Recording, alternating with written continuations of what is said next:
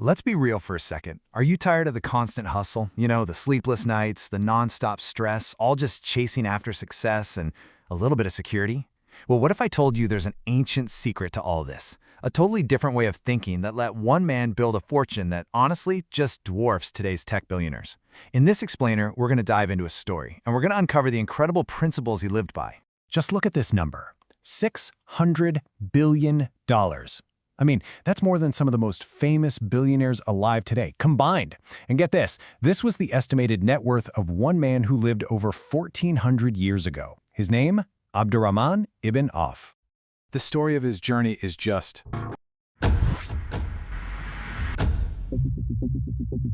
It's staggering. When Abdurrahman Ibn Auf migrated to the city of Medina, he had literally nothing. No money, no connections, no property. He was starting from absolute zero. And yet, just a few years later, he becomes one of the wealthiest people in the city's entire history. His wealth was so massive that when he passed away, the gold he left behind reportedly had to be broken up with axes. So you gotta ask, right? How does a man with absolutely nothing climb to such incredible abundance? What was his secret? It wasn't just about outworking everybody. No, he understood a completely different framework for how provision works, a framework built on what we're going to call divine laws. So to really get his secret, we first need to look at this clash between two totally opposite mindsets. On one side, you have the modern problem, hustle culture, and on the other, you have this ancient solution, something we can call baraka culture. Okay, let's break this down. Hustle culture, you probably know this one well. It's the belief that what you get is directly tied to how much effort you put in.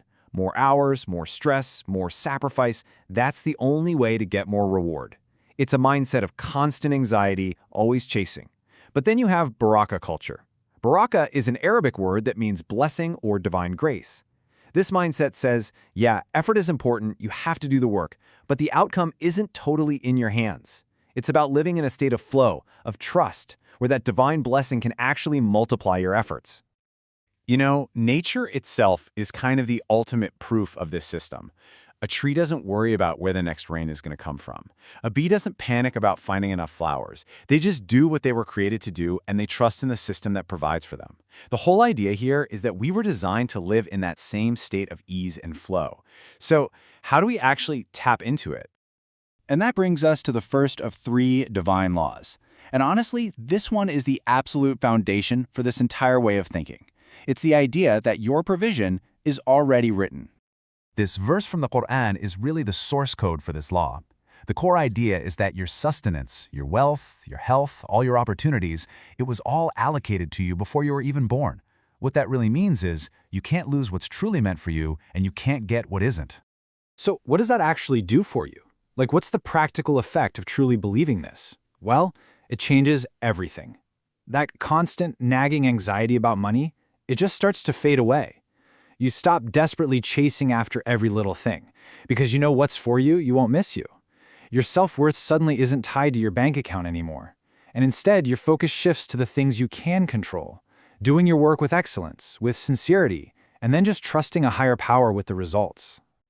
Okay, so let's move on to the second law, which really builds on that first one. This is all about the power of your own mind, the idea that your perception literally creates your reality. This sacred narration, a hadith Qudsi, is so profound. It states that God says, "I am as my servant thinks of me." Now this isn't just some nice, comforting phrase, it's a divine principle. Your expectation of the divine directly shapes the reality that you experience. Think about it like this. If your inner belief, your gut feeling, is that God or the universe is stingy and withholding, then your reality will be filtered through that lens of fear and scarcity. You'll see competition and lack everywhere you look.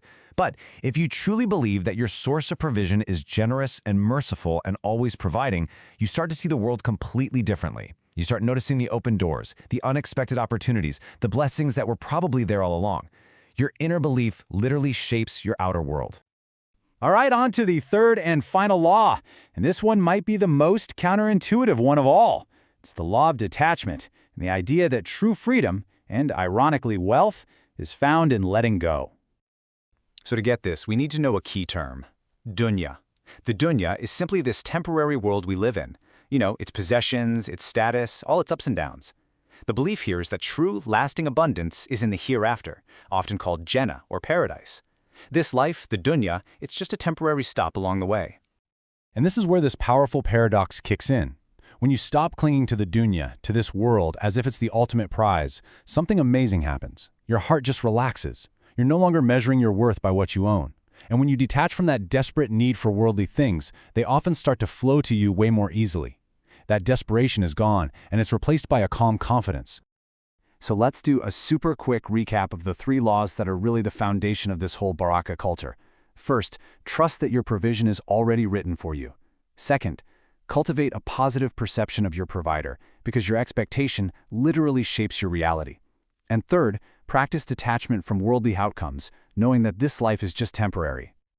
So what's the one big, actionable thing you can take away from all this? It's really simple. Focus on the controllables. You can't control the outcome. You can't control when or how your provision shows up. But you can control your actions, your intentions, your sincerity, and the level of excellence you put into your work.